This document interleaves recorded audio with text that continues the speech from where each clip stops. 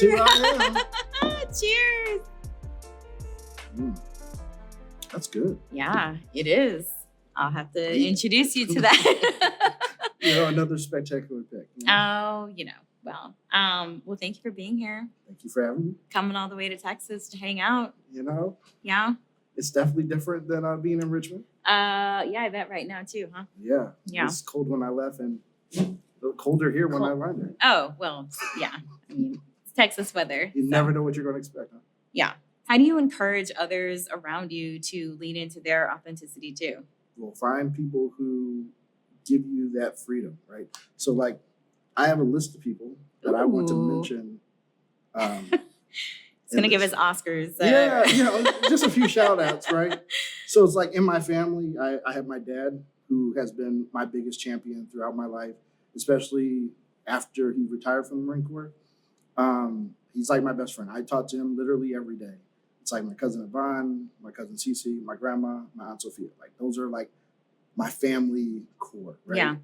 And then you move into like my friendships, right? So it's like Tim and Tara, Mara, like these people call to check up on me. It's like, how are you? Your pocket people. That's what Mara calls them. Yeah. Yeah. And it's like some days they hit me up when I need it and I'm just like sobbing because it's like life can be hard, right? And then when you think of like paradigm people, like you are definitely one of my paradigm people. You have been a catalyst of my life in this industry. Before you was like Dory Baker, it's Keisha, Miss Joy, Jessie Wynn Judith, Ashley Reynolds, Dan and Ruth Harrison, John Hughes, and April Denny. And then like the career bubble, right, starts off with like Dr. Janice Underwood, part of the Biden-Harris administration, like taking a risk on a young kid to come be a keynote at a water conference. Yeah. Like DEI practitioner. You have April Bingham in Richmond, who takes time to pour into young professionals. You have Solomon Abel, and then TJ Strobel, who like literally went out of his way to like put me in places and build relationships. Like when you talk about the well-meaning white people, like those are some of the people that come to mind. And then finally you got Sean Heselton, Darissa, and Supriya, who helped me become like a practitioner. So those are the list of people who are like my cloud of witnesses, my support, my community, and have helped me emerge into who I've become. Yeah. Because before that, I've had trouble, tribulations, people who were against the idea of me and like did not give space for me to exude into my own essence. Yeah. Right. So meaning that like, I think we're all a budding seed until we decide to become what we are meant to be.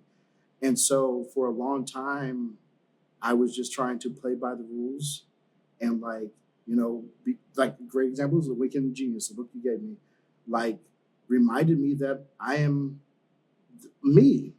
Like at 13 years old, Blessed to Bless Others was on my business card because I know that I am to live in service, right? Like I get opportunities in abundance and I literally try to bless others with what I have because it's no fun if you're doing it by yourself. To win all the trophies and awards, I've done that. But like, they don't keep me company. Their trophies are horrible conversationalists. Like if you've ever tried to talk to a medal, it doesn't really talk back. Yeah. You can read the inscription on it a few times, but like for me to thrive, I need community. Yeah. And so for anybody on like that journey of self-discovery, you have to find people who will empower, encourage, and be that village. You have to make your own. Yeah. Sorry, that was a long-winded response. That wasn't it. No, it was great. I love it. And I was laughing while you were reading that list only because I love that you did it because So thank you for giving all of those shout outs because I think it's important for people to hear those names and to know what they meant to you. I mean, I feel like you're making me think of running through my own list of people that I could have in that. Ooh, and I don't want to think about it yet because it's too early in this conversation to get emotional. But I mean, but like pause though. When you think about, nobody makes it by themselves, and like when you take a moment to appreciate the people who helped you get to where you are, like nobody has to do anything for anybody. But like when you tap into that generosity of like community and people and you're doing things out of the sheer kindness of your heart, the generosity that you've been blessed with, it changes any situation into an opportunity to find gratitude and like cultivate something meaningful. Yeah. So I know you were talking about giving me my flowers, Yes. and this is not a selfish promotion, but it is important for you to talk about how you talk about how Catalyst being a catalyst for you. Yes. What is it about that experience that you think is so important that was maybe filling a gap in what exists in the industry? Yeah. So if we're talking industry specific, it is like the culmination of people who are like us, right? Yeah. And it is the most incredible niche of people that I've ever been at. And like, I've never left a conference so fulfilled, like on a spiritual, emotional, like social, like all my cups got filled. And it's like, you don't want that last night around the fire to end. Mm-hmm. And it's like, to build relationships that quickly, it's scary. It's crazy, yeah.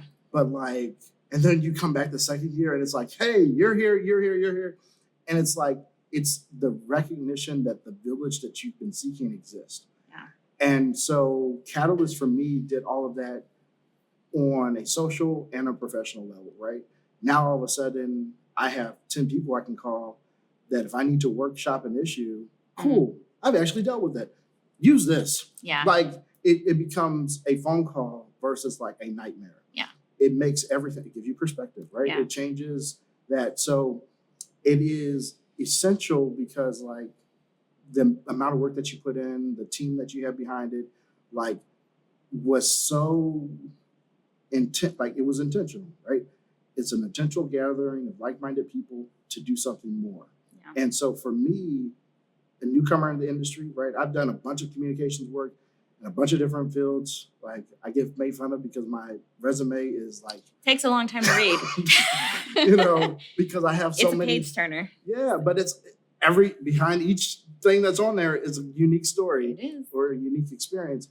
And so one of the things that happened for me, early in my job is like people felt like I didn't pay my dues and I was getting access to opportunities. I'm just like, number one, I'm a Black person in America. There is no way you're telling me I haven't paid my dues, because I promise you from the legacy of my heritage, like somebody's paid. And so it's just like nothing that I'm given is for free, and I'm going to work hard for it, right? So, and you want somebody who comes in with a different perspective, because there's a lot of stagnation in this industry. And so it's just like when at Catalyst, it's shaken up because it's like, hey, we have the person who literally did marketing come into Louisville Water, and she's teaching you like what she's done to make this like everywhere, everything. And it's just like, you want the tap from Louisville. Like it's like everything's a game changer. So it's like you come back with new ideas and ways that don't cost a lot of money. It's just ingenuity at its finest. Yeah. Well, a goal of Catalyst has always been to be more than just skill building, but to be like people building, like yourself building. And I think our hidden, our internal identities, which are, I think just as crucial to how we show up, as anyone watching this right now can see the external identities that we may, or can make good assumptions about the external identities that we put out there, but there's things that you don't see. And I wanted to talk to you about this because this is where we bonded being military kids. Yeah. But I mean, in terms of you and I both have, it deals with perfectionism. You and I, service is very important to us. Like, talk about how you think being a military kid influenced you. So being a military kid, we're the worst. I speak objectively for all of us. If you're a military kid, this message applies to you.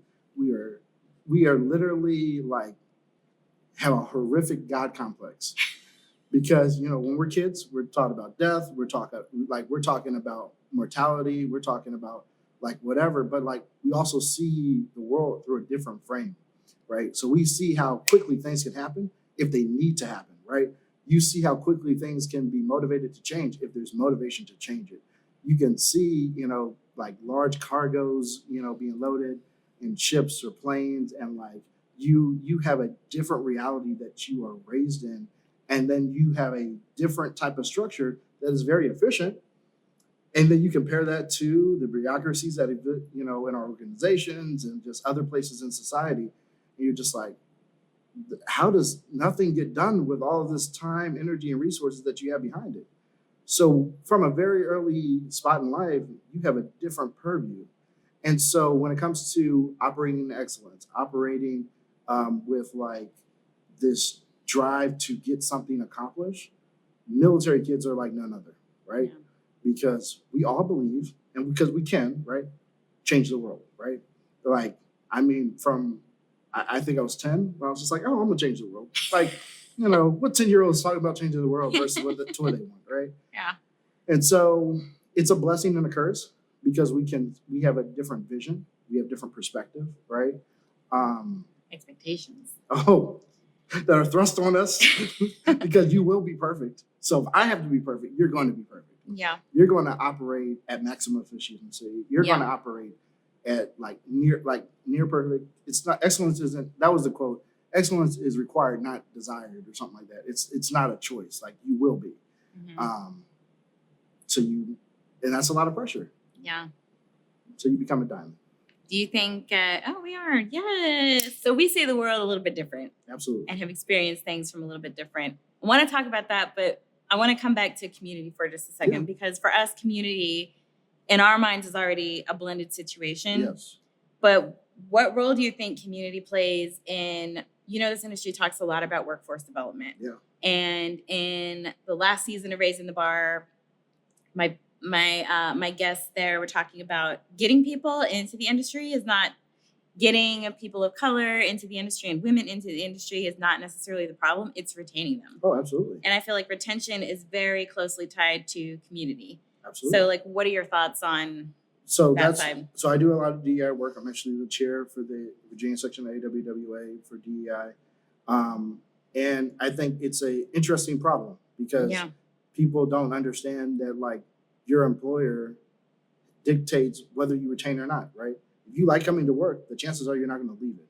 But the fact that DEI is a checkbox that many employers feel like that they can just check off and call it a day and isn't something that is throughout their entire organization is a problem, right? It's not a checkbox type of situation. It's a culture change.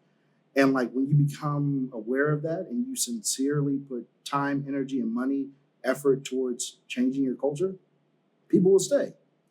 My last company, I was a problem because I challenged the status quo. I would ask questions. I was the youngest person of color. I was young and I was a person of color. And I also did this weird thing that they don't understand called communications. And so it's they like it when they need it, but other than that, please be quiet and stay in your little box. Mm-hmm. So. You should take a sip of that too.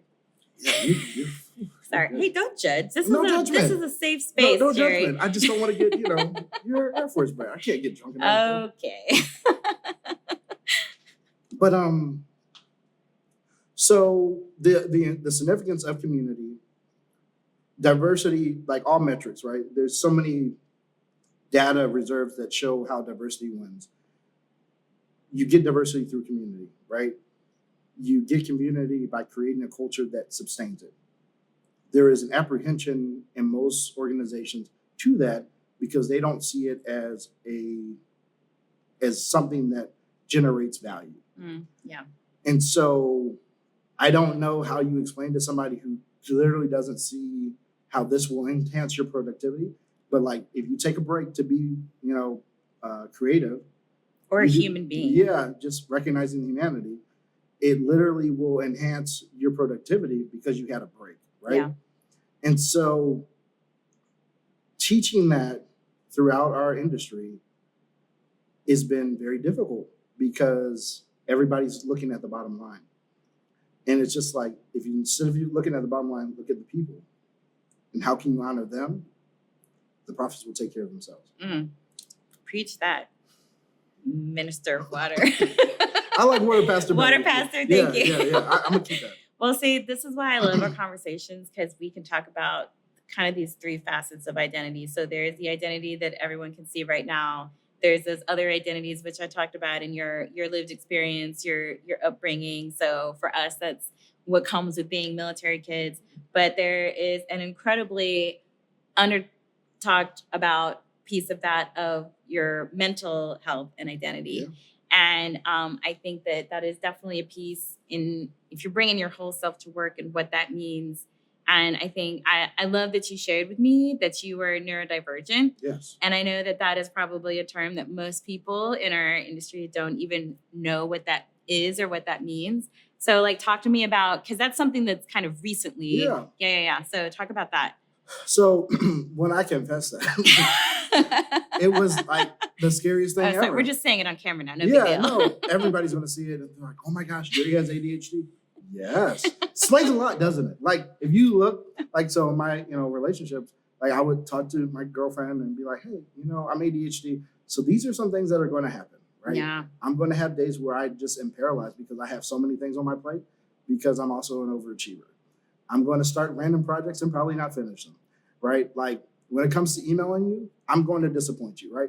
And that's been a great unlocking from one of the members of my community. So Miss Val, I'm sure I read her name on the list, but like she literally just gave me space and food, right? Food. I mean, that's key piece. Go to Val's. It's a lunch break. It's delicious. But like, so when you find those people who give you space to be yourself, you start like recognizing that like everybody's different, everybody's valuable, and like because everybody has value, like you need to allow yourself the same grace you give others. And so for me, owning who I am is earning the places. Like I have a neurological disability. I need medication to help maintain life because I have to work, right? Yeah. And so recognizing that is a reality that I will have to cope with probably for the rest of my life, because when I'm not on my medication, it's horrible because I am depressive, I am emotional, and just like all over the place. But like I can regulate it. And so giving space to your employees, right? Like so bringing it to context, gives them empowerment and encouragement to own something that is scary for them to process, right? Like nobody in my last job knew that I was neurodivergent because I was petrified of the ramifications. Mm-hmm. I'm at a place now where I work for CDM Smith. Like that can't be a secret. That's on LinkedIn, right? But like they're like from DEI, like they recognize and understand that that's a part of me. My neurodivergence, they understand and recognize that that's a part of me. And like just being able to vocalize it takes an enormous load off of like my everyday, because there's a little bit of understanding, empathy, grace, and recognizing that Gerry's going to come through. Yeah. Just work within, what he needs. Yeah. And so Priya also, like, so she was the DEI chair before me. She was just like, because I don't like to disappoint people, right? Part of the reason why I was nervous even today, it's like, oh my God, Stephanie wants me to come and like be a part of this. And it's just like, I have to put you on a pedestal because you are a person who's opened doors for so many people, right? And so it's just like, I'm not necessarily going to bend at an altar and just like, Please don't. But like, you have to like honor those who make way. And so like, Priya was always like, oh, you just need somebody who's good at administrative stuff. I need you to show up and like work a room and bring your energy and just be who you are. Yeah. And when that's validated, it like encourages, motivates, inspires, and like literally speaks life. Yeah. So now back to context. If you're an employer and you speak life into your employees, number one, you're going to retain them because you are making an environment that is safe for them mentally, physically, and like psychologically. If you take care of that, what's the triangle of needs? Maslow. Hierarchy of needs. Yeah, Maslow's hierarchy of needs. And so it's like taking care of those needs makes it where they are now empowered and willing, and there's a desire to show up. Yeah. Bottom line, when it comes down to especially things with your, like, I'm calling it your mental identity. That's probably a weird way to phrase it, but just what you got going on there, it all comes back to communication and just having the courage to be vulnerable about those things that make you who you are, because that's how people know how to relate to you. So for me and working in the creative space, that's been a big deal of just asking questions, because I'm a very visual, tactile learner. Somebody can, for example, like, let's look at this set. Like, production team could explain this verbally or in an email, and I'd be like, I don't, what? And then they'd have to show me an example or a picture or make it something that I could see. And but I have to say, like, and I say that all the time now. I'm a visual, tactile learner. Like, can you show it to me in somehow or show me an example or something? So it's just, it all comes back to comms and vulnerability. And there's so many facets of identity. Being military kids, we're very comfortable and familiar with the gray. Not everything is black and white. But shifting gears, I warned you that I was going to ask for a favorite quote or a best piece of advice. So what do you got? So it kind of makes me pivot back to, just being empowered, like kind of remember who you are. I love Ted Lasso. Any quote will Shout work, out. We here, got Roy there, Kent everywhere, right here. There's Kent. But, being curious would probably be the first one that comes to mind, not judgmental. Like, it literally was not just for a prop for one mic. Like, I leave it in there just because, like, catalyst is a big part of who I am, where I've gotten. And, like, just be curious, not judgmental, is a message that I want the world to know. Yes. Because it's like, you will leave any situation better by being curious versus casting judgment. And, like, for me, it's like, that's a major thing. I have to remind myself of that one a lot too. Yeah, I mean, I feel like all military kids do, right? Yeah. Because we're just like, you're stupid. like, and it's normally not because we're judging you. It's like we're judging the best of you. It's like, you could be so much better. Your potential. Yeah, it's like, why would you make such I a see stupid your decision? future self, and you're really messing this up. Right now. I've already been there. I understand. You're learning. Let's get past the curve. But the biggest quote, the one I would use answer to answer, is like from Rebecca, which is like, every disadvantage has its advantage. And I think that, like, I'm a great example of that, right? I'm new, I'm a disruptor. And that's only because, like, it's like either people understand me or they don't.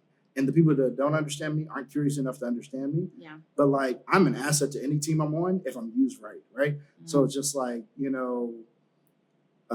we could go to Ted Lasso. There's so many opportunities to utilize that, but it's like, if you want to make an impact, you need somebody who's willing enough to, like, do that. And I was taught at an early age to be courageous, right? Like, I'm responsible for these two individuals to the point that, like, if something happens, you're gonna die first. Like that was reinforced from my childhood, right? Yeah. So I have courage because I was taught, right? Yeah. Like, to be courageous, and so I've been able to utilize that strength in a lot of different ways, but, like, I'm an asset because I've had my perspective, my courage, what I can bring, the energy, the authenticity that you kind of talk about.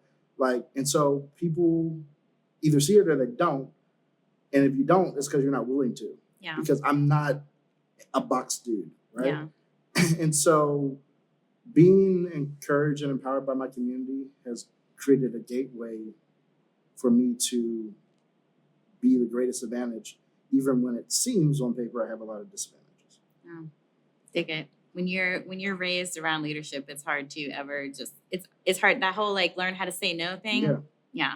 It's hard. Yeah. All right. So speaking of leadership, when it comes to leadership, I think you should always lead from a place of values. And so I'm gonna let you scroll through these core values of, for me, what it's always meant to be rogue. And so I want you to scroll through those. And Am I then allowed not? Is there any that I shouldn't choose? you can pick no, the whole point is I want you to pick the one that resonates with you most and then speak to it. That's so hard. All these are great. I'm gonna read them out loud. Bold as gold. Be authentic. Curate connections. Live in gratitude. Oh man. Pathetically serve. Stay curious. I'm gonna go with I could go with all of these. Can I do 3? Oh my gosh. Can you do it? Brief. Okay. All right. If you can do it nice and tight. So live in gratitude, because if you're not thankful, you need spanking. Like, because, like, there's so, like, when you wake up and your attitude is gratitude, like, you're gonna have a better day, and you have to be appreciative. If you're not thinking, you're getting a spanking. Yeah, because, like, like, I don't know who your higher power is, or just like be grateful that you have a life to live. You got out of bed, you woke up, be grateful. Yeah. Curate connections is essential to life, right? Like, none of us get anywhere like by ourselves. Like, you need somebody in your life. Community matters. You have to curate, protect, and amplify your connections. That's Catalyst, that's this. And then like the biggest one, the reason why I could not, it's be authentic. Yeah. Like, ooh, thank you for ending on that one. Like, that's the reality of what you've done for so many people like myself. That's the, Catalyst, that's Rogue Water Lab. Like, that is literally, if you are your authentic self and you show up like that, like, you're going to make a difference because nobody has what you are. And I think that like, that's the pastoral term, right? Coming out, because it's like existing in my own being empowered and encouraged in my own self, and like recognizing my own value has created opportunities like that I couldn't even fathom. Yep. I'm here in Texas, like on a Friday, chilling with you and a bunch of other great people. And it's like, you couldn't have told me this, 3 years ago. But like, it's because I decided to be bold, be courageous, and show up as me. Well, thank you for being in Texas on a Friday. Loved having you here. And I mean, you're here for all of those reasons because you have been authentically yourself. So thank you. I'm grateful for you. I'm grateful for you. Thank you for raising the bar and accepting the challenge. Oh. So many people have been impacted and inspired. You have been a catalyst to so many lives, like especially mine. Like, you are adored. You are appreciated. Like, I sing your praises often because like there's not many people who accept the challenge, pun intended, of like living their authentic life, and like you do it courageously in a way that has impacted so many. So just on behalf of myself and so many others, like, thank you for raising the bar and accepting the challenge to live out your call. Well, thank you for raising the bar. Cheers to that. Let's like inspire that shit.